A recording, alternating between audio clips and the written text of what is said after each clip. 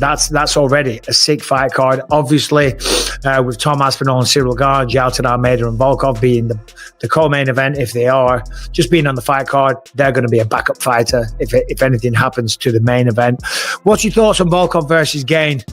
Sorry, Aspinall versus Gane. I mean, I think it's the next best thing that we could get right now with John Jones not being able to do it and stepping away. And I think it's going to be interesting to see what Tom's plan is going to be, because I think on the feet, they're pretty evenly matched. I think it could be fun on the feet. Did you see the Derek Lewis-Cyril Gane fight? Cyril Gane beat the shit out of him. Cyril Gane, who's 6'5", 247 pounds, moves like a 170-pounder. He's bouncing like Wonderboy. Completely changed the standard of heavyweight striking. Can Cyril Gane beat Tom?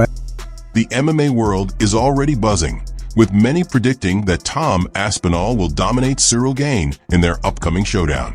Fans aren't just talking about the fight itself, but also what Aspinall's future could look like once he clears out the heavyweight division. Scheduled for October in Abu Dhabi, this clash feels like a one-sided affair to a lot of people.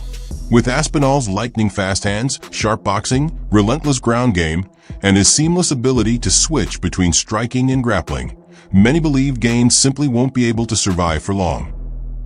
Tommy needs to focus on the next task. I remember when I lost to Matsera, I was making the mistake of trying to focus on Matsera to get my revenge immediately. But I had a few other fights lined up before to get to that. And if he's only focusing on John Jones, and if John Jones does not come back right away, he's not focusing on the right thing. He needs to focus on what is next, the next path.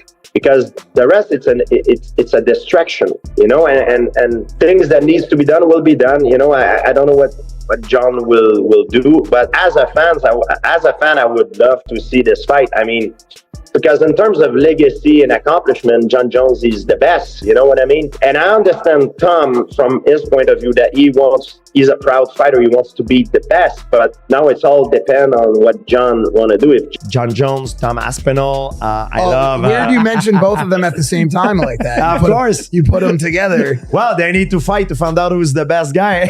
GSP, why is that fight not happening? Well, it could be for two reasons.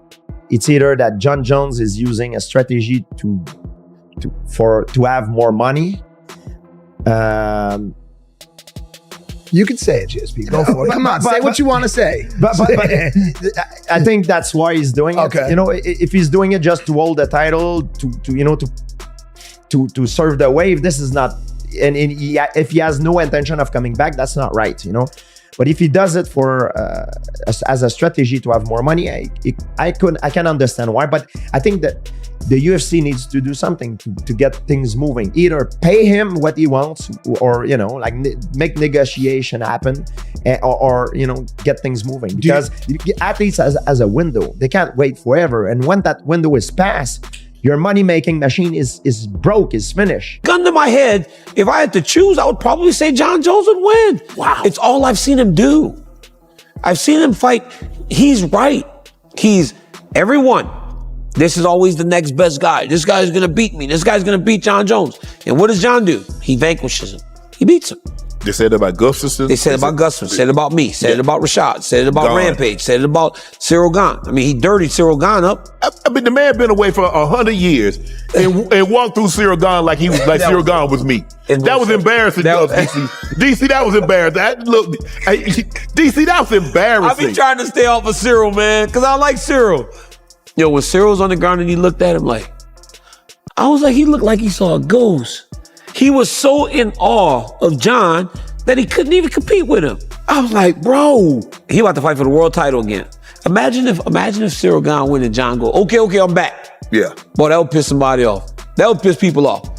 What happened to the good old day when the biggest star in the sport could go out there and underperform a little bit and the judges would give a screw job to the less popular guy? I could tell you plenty of times throughout history where Alex Pierre would still be wearing that belt, which is to beat the champion. You really got to beat the champion. Screwed the other guy to protect the champion. That's all that's ever meant. I'm not sure that the Alex Pierre that I saw isn't the greatest Alex Pierre I've ever seen. Alex is supposed to be somebody that you can go take down and beat up, particularly if you got a wrestling background, particularly if you got a wrestling background from Dagestan. That's the story. He never went down wants. Is Uncle Live a man of his word? Does he get credit? Because his words were that I'm going to stand up and I'm going to kickbox with him. I'm going to beat him in the stand-up. That's exactly what he did. I, as a Pierre fan, what I want is Pierre at heavyweight. And if in a month from now we come out with a poster and it's Tom Aspinall versus Alex Pierre, I think you guys are pretty excited. Michael Bisping has gone on record calling Tom Aspinall one of the most complete heavyweights the UFC has ever seen. Meanwhile, Joe Rogan has highlighted how rare Aspinall's skill set really is, pointing out that his speed, timing, and composure remind him of fighters from much lighter divisions. According to Rogan, Aspinall moves like a middleweight, yet still carries the knockout power of a true heavyweight. Carries heavyweight power.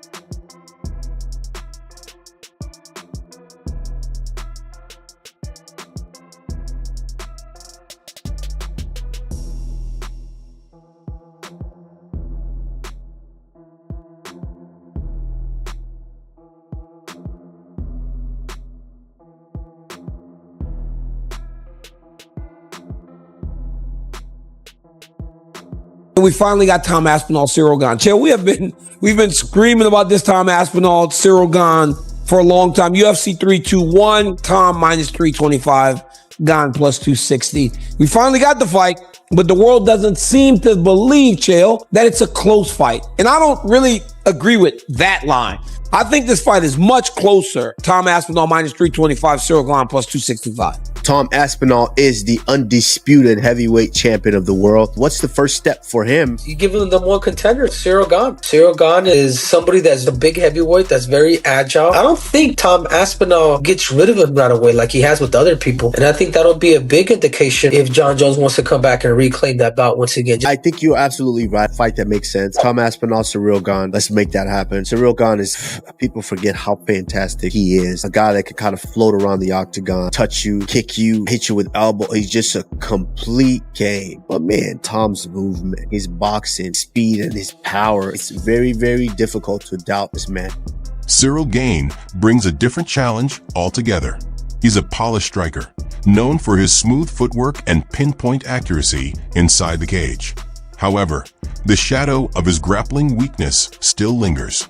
His quick submission defeat to John Jones continues to follow him, and many fans believe that Tom Aspinall is perfectly equipped to take advantage of that same vulnerability. Jones is the GOAT. He's the GOAT. Now it's undeniable. Until he submitted Cyril Gane and became the heavyweight champion, no one could with that. Smashed him, bro. Cyril looked kind of unbeatable up until the Francis fight. I watched Francis Ngannou on that last fight. Francis, in the last rounds, could barely move his feet. He could barely lift his legs. He was walking so slowly. Francis wins his fights by like first round knockout, second round knockout. Francis outworked Cyril Gane. I outworked Daniel Cormier. Daniel Cormier outworked the shit out of Francis. But Francis, the guy who outworked Cyril Gane, since when has Francis become a guy who outworks others? His gift is knockout power. He got outworked by Francis. That tells me a lot. Cyril Gane has a wrestling problem. Imavov uses a jab to blind Gane's vision, immediately changing levels and shooting a clean double leg, wrapping the knees to take him down. He rides Gane's back, sagging his weight and returning him to the mat every time he tries to stand, as Gane attempts to break the grip by pushing down on the hands and running laterally to create space. Imavov trips out the far leg, regaining dominant top position. When Gane tries to scramble up again, he's caught in a tight guillotine. Can Cyril Gane beat Tom Aspinall? It's almost an unfair comparison, right? When we talk about pressure versus pressure, everybody's under tremendous pressure.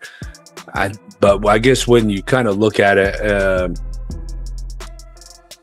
from not just pressure, but potential legacy and career and what's on the line, I think it's hard to not go with Tom Aspinall because the heavyweight division is on the line. If Gane goes in and beats him, no disrespect to Gane, love the guy, the heavyweight division loses a lot of respect. Even if Tom goes out there and it's a close fight or he gets dropped and then has to come back or something like the heavyweight division has so little respect right now, probably deservedly so, I think.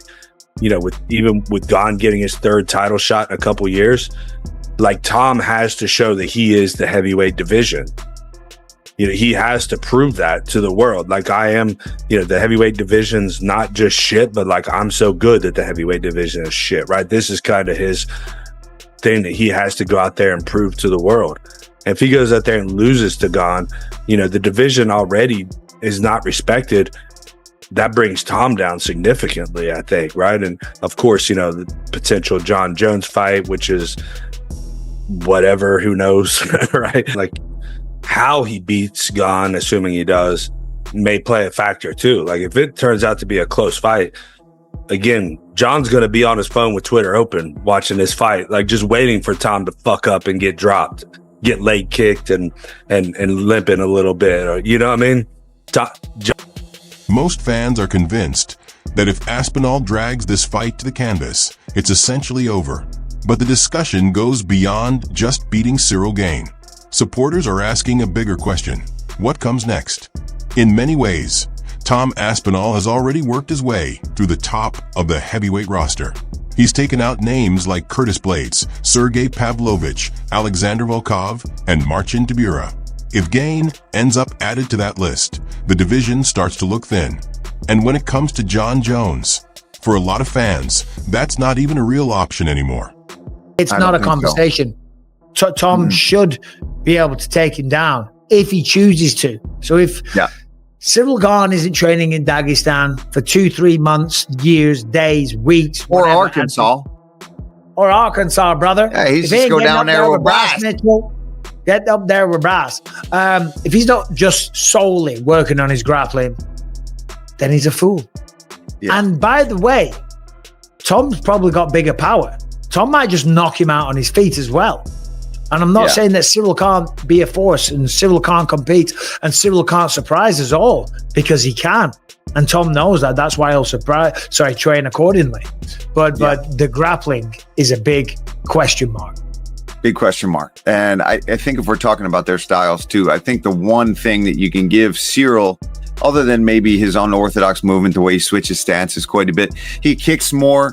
He uses a bit more tools, whereas Tom can kick. He can do it all, no doubt about it. He can knee and all of that. But I think that primarily the hands are where Tom really showcases him. There's the guys who I've trained with, from my experience, who in the gym are absolute killers, absolute world beaters. And they'll get in a fight and they'll just freeze up, and it doesn't work like it does in the gym. They fight way worse. And there's other guys like myself, anytime there's pressure on me, that's when I've done my most devastating performances. Talk's just talk to me, right? It doesn't matter. Like, at the end of the day, we're both going to take our shirts off, get a pair of gloves on, and go in there and see who wins on October 25th. So it's not really going to change anything, to be honest. And then I had his head coach, Fernan Lopez, on the program. And, it was all going kind of well. And then it started to get a little spicy on his part, where he said that your talk has been annoying, that you've been whining, that it's not true, that you guys weren't in talks to fight, 3-4 times in the past. Did you see any of these comments, and did you have any sort of response to them?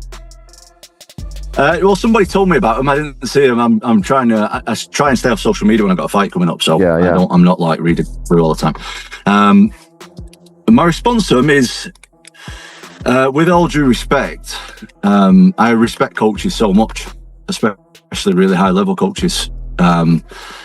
But with all due respect, like, his opinion is quite irrelevant to the situation. Like, I'm just telling the facts from what I know and my point of view. I'm not, trying to get under anyone's skin or anything like that. Like, that's the reality that I lived. But irrelevant to what happened or didn't happen, like, that's in the past, and we're fighting each other now. We're fighting each other in October, so irrelevant to what anybody says, who's annoyed and who isn't annoyed, and whose feelings are hurt and whose feelings aren't hurt. We're going to fight each other and settle it regardless, so it's pretty irrelevant, with all due respect. One thing that I thought was really interesting, and I don't know if he was trying to play mind games, but he said there's never been more pressure on anyone than the pressure that will be on you come October 25th, because of all the talk over the past year of you being the real champ and John Jones ducking and all that. You have to sort of validate all of this with a dominant win. What do you make of that statement? That's great because I fight really, really, really well under pressure. You know, there's a couple of types of guys. I've been around martial arts for my whole life, near enough at this point. And, you know, there's the guys who I've trained with from my experience who in the gym are absolute killers, absolute world beaters. And they'll get in a fight and they'll just freeze up and it doesn't work like it does in the gym. They fight way worse. And there's other guys like myself who are not that good in the gym, but get under the lights, get under the pressure with all the chips on the table, and they get in there and do things that they would never be able to do in the gym. And that is exactly what I do. And I feel like that's one of my biggest strengths. So anytime there's pressure on me, that's when I've done my... Jon Jones has shown no real interest in making the fight happen. Francis Ngannou has moved on to boxing. Stipe Miocic is essentially retired. And compared to the heavyweight golden eras of the past, today's division feels noticeably thin. Much speculation about the White House card. Is there anything that Jon could do where you could say, okay, I actually trust him? Let me ask you, what do you think Jon would do in the next couple of months that would make me trust putting him on the White House card? Well, I would not trust him, but I would like to see him fight Aspinall on that card down the road. So I already said that I don't trust him, and you're asking me what could he do for me to trust him in the next 3 months? You don't trust him. Well, yes, but you talk to him. I don't. Yeah, no, I don't talk to him either. I haven't talked to him at all. If I had to make odds, it's 1,000,000,000 to 1 that I put Jon Jones on the White House card. All right, I think that ends the questions on it. Yeah. Did Trump tell you he was going to make that announcement? No. We're going to have a UFC fight, the grounds of the White House. I don't even know how many people can get in. Whoever actually gets to be there live, it will be such a unique, amazing experience in their lifetime. When the fight is going on, one whole side will be the White House, and then the other side will be the Washington Monument. So we will absolutely put on the baddest card of all time. McGregor hasn't been in a while. I saw right when this came out, he was back in the ring. Jones. You jump back in the pool. So the dream main event right now would be Aspinall versus Jones. Is it possible that McGregor and Jones would fight on the same card? Could be. Hey, so they've announced this White House UFC fight. What do you think about that? I think it's exciting. Very exciting. Can we expect to see you on the card?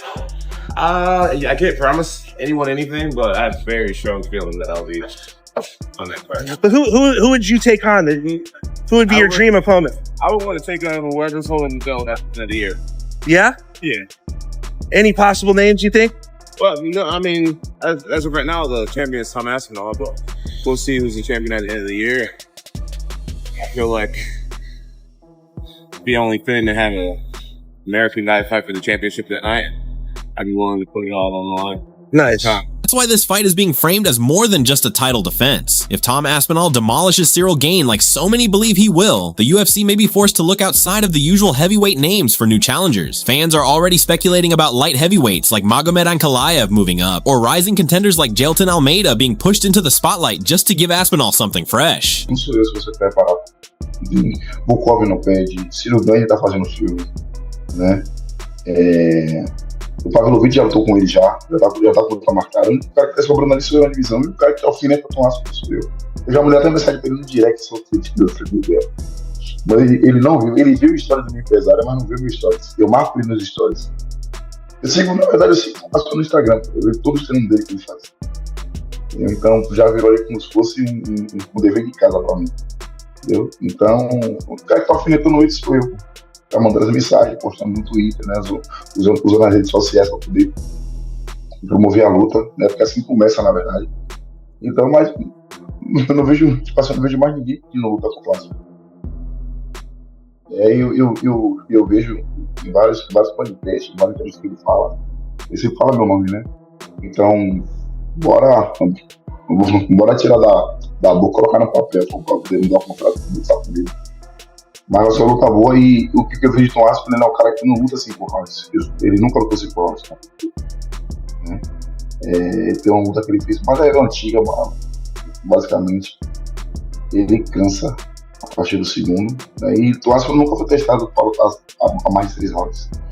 Mas, como eu digo, o Aspinall não é um cara besta, é um cara muito experiente. Né? Um cara que lutou com um cara duríssimo. Né? Então, tem que ser esperto. Né? Tem que montar uma estratégia boa para poder ganhar dele. né? E aí, tipo, é igual acontecer. Na verdade, pra mim, o curso fecha aquela grade ali, meu irmão. É só ver se quem puder, porque vai ser guerra, né? Eu tô pronto pra fazer uma guerra. It is the undisputed heavyweight champion of the world, the pride of Wigan, the one and only Tommy Aspinall. Tommy Aspinall. Na. Tommy Aspinall. Tommy defending his undisputed gold, technically for the very first time, against the pride of France, the French prince himself, Bon Gamin himself, the one and only Ciryl Gane. These two have been going back and forth for the better part of 2, maybe 3 years. Well, this was the fight that we all thought was going to happen in Tom's official first title defense, and so it is in fact going to happen. Tom wanted to fight in Abu Dhabi. That was the sense that we got when he became undisputed champion. He didn't want to wait for New York. Let's be honest, the tax is a little better over there in Abu Dhabi compared to New York for an Englishman, for anyone, if we're being 100% honest. And so he wanted to be active. He wanted to fight in October. He wanted to fight in Abu Dhabi. It's closer to home, and so they oblige. And you'll recall a few weeks ago I said, it's looking like Magomed and Alex, October 4th. It's looking like Tom versus Ciryl, October 25th. And it's looking like JDM versus Islam in New York. That would be the next pay-per-view. Now, that hasn't been officially announced. That hasn't been signed, sealed, and delivered. But at this point, I would be surprised considering how the... That's why this matchup is being seen as more than just another title defense. If Tom Aspinall steamrolls Ciryl Gane the way so many predict, the UFC might be left with no choice but to search beyond the usual. Interview 7. This is the narrative surrounding Tom Aspinall right now. He's become so dominant that many believe the heavyweight division can no longer contain him. Some see him as the future face of the UFC, a fighter who could carry the company for years to come. Others argue that if the UFC can't provide him with legitimate challenges, his reign could feel hollow, because cleaning out a shallow division doesn't add much to a lasting legacy. S for Ciryl Gane. The MMA community hasn't completely counted him out. His striking remains world-class, his footwork and distance control are elite, and if he can somehow keep the fight standing, he has the tools to make life difficult for Aspinall. But most fans doubt he can withstand the pressure, speed, and grappling dominance that Aspinall brings to the cage. That's why this matchup feels less like an even contest and more like a showcase for Aspinall's rise as the new heavyweight king. The question is simple. Will Tom Aspinall bulldoze through Gane the way so many expect, leaving the division without a true challenger? Or will Gane flip the script, silence the critics, and prove he's more than just a slick striker with holes in his game? One thing is certain. The MMA world is buzzing. Analysts are breaking it down from every angle. And this fight has the power to reshape the entire future of the heavyweight division.